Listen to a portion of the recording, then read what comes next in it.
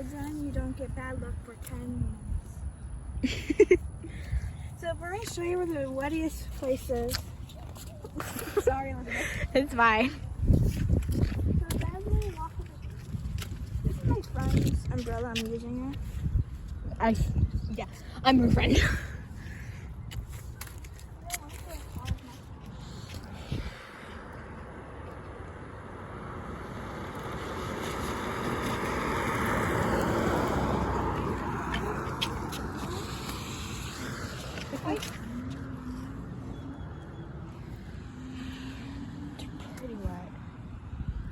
It's pretty wet.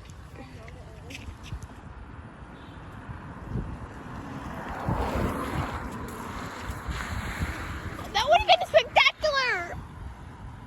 Come on. Wait, do you want to see how wet over there is?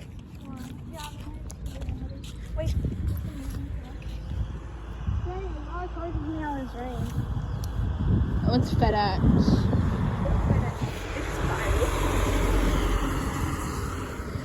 Yes, go.